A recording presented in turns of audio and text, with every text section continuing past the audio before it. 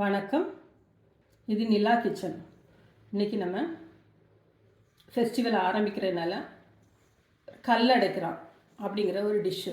இது முழுக்க முழுக்க அரிசி மாவில் பண்ணுறது. உளுந்து எதுவுமே தேவையில்லை.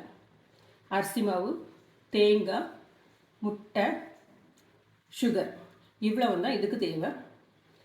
அரைக்கிறதும் நீங்கள் அதிரசம் இதெல்லாம் அரைக்கிறீங்களா அந்த பக்குவத்துக்கு அரைச்சிருங்க. தண்ணியில் ஊற வச்சு அதே மாதிரி வடிய வச்சு ட்ரை பண்ணி அரைங்க. வேறு எந்த ஒரு சேஞ்சஸும் கிடையாது. அதுக்கப்புறம் நான் இப்போ சொல்கிற மாதிரி இதே மாதிரி செய்யுங்க. இதே மாதிரி கரெக்டாக வரும். செஞ்சு பார்த்துட்டு எப்படி இருக்குன்னு ஃபீட்பேக் கொடுங்க. அதுக்கு முன்னாடி நம்ம சேனலை சப்ஸ்கிரைப் பண்ணுங்கள், லைக் பண்ணுங்கள், ஷேர் பண்ணுங்கள். தொடர்ந்து நம்ம வீடியோவை பார்க்குறதுக்காக பெல் ஐக்கானை கிளிக் பண்ணுங்கள். வாங்க வீடியோக்குள்ளே போகலாம்.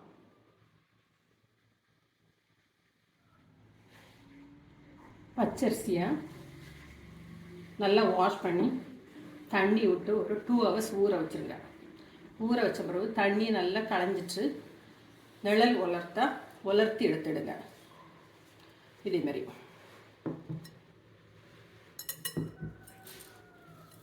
இதேமாரி ட்ரை பண்ணி எடுத்துட்டு இதை அதிரசம் நம்ம புட்டு இதுகளுக்கெல்லாம் அரைப்போம்ல அதே மாதிரி மாவாட்டை அரைச்சி எடுத்துருவோம். நம்ம 2 கப்பு பச்சரிசி எடுத்துருக்கோம். அதுக்கு 1 கப்பு தேங்காய் நல்லா பொடியாக துருவி வச்சுடுங்க. இதை பேனில் போட்டு வறுத்துக்கிடணும். தேங்காய் நல்லா போட்டால் நல்லா தான் இருக்கும்.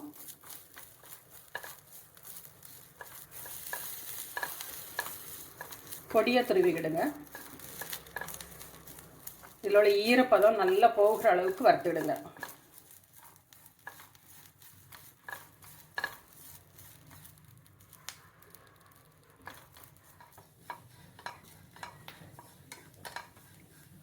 தேங்காய் கலர் சேஞ்ச் ஆகுது, ஆனால் ஈரப்பதம் இன்னும் கொஞ்சம் இருக்குது. நல்லா ட்ரை ஆகணும், அந்த அளவுக்கு வறுத்துடுங்க. ஃப்ளேமை கொஞ்சம் குறைச்சிடுங்க.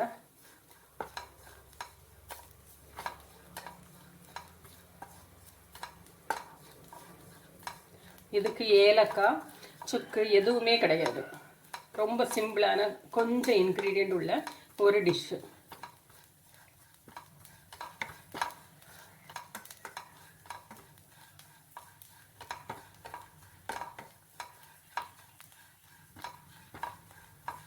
நல்ல கலர் சேஞ்ச் ஆயிடுச்சு.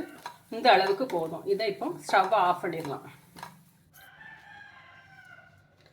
1 கிலோ அரிசிக்கு 5 முட்டை போடணும். இப்போ நான் ஒரு 200 கிராம் அரிசி எடுத்துருக்கிறேன். அதனால் 1 முட்டை போடுறேன். இதை நல்லா பீட் பண்ணி வச்சுடுங்க.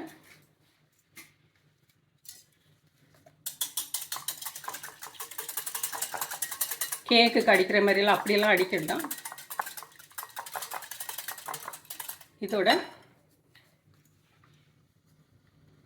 சுகர்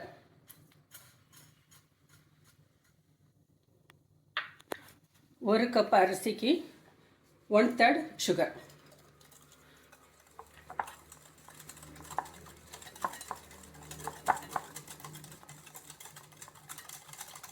சுகர் இதில் மெல்ட் ஆனால் போதும்.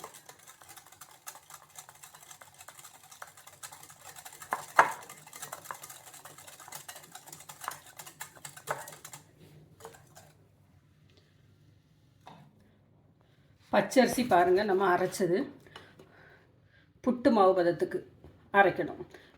நைஸெல்லாம் அரைச்சிடாதுங்க. இதேமாரி நொறுங்கு மாதிரி தான் இருக்கணும். புட்டு மாவு எப்படி இருக்கும் அதே மாதிரி. அதிரசம் எல்லாம் அரைக்கிறீங்களா அந்த அளவுக்கு அரைச்சா போதும். இதோட நம்ம வறுத்து வச்சுருக்கிற தேங்காய்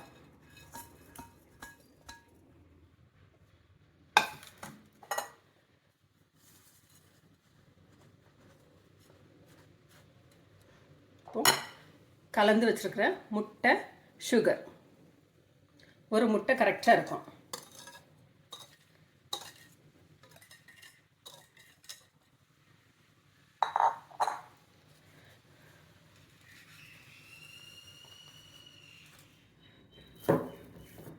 பாருங்கள், சுகரும் எக்கும் சேர்ந்து கலந்ததுனால இந்த அளவுக்கு அந்த மாவு ஈரப்பதம் இருக்கும். இதை வந்து நம்ம உருண்டை பிடிச்சிக்கிடலாம், சின்ன சின்ன உருண்டையாக.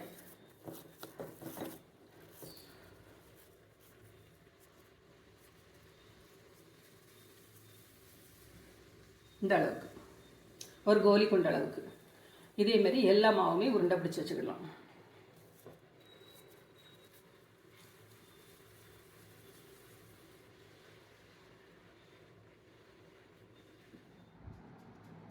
மாவு எல்லாத்தையும் இதேமாரி சின்ன சின்ன உருண்டையாக உருட்டி வச்சுக்கிடுங்க.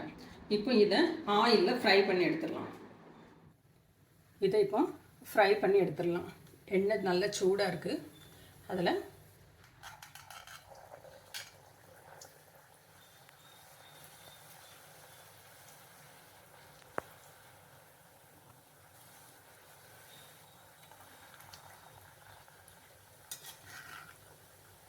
மீடியம் ஃப்ளேமில் வச்சு குக் பண்ணுங்கள், ஃப்ரை பண்ணுங்கள்.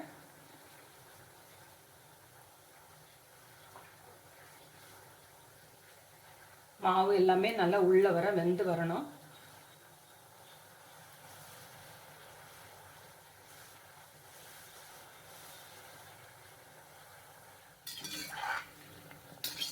நல்லா ஃப்ரை ஆயிடுச்சு பாருங்கள்.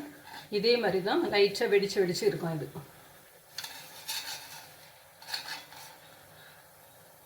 இதை எடுத்துடலாம்.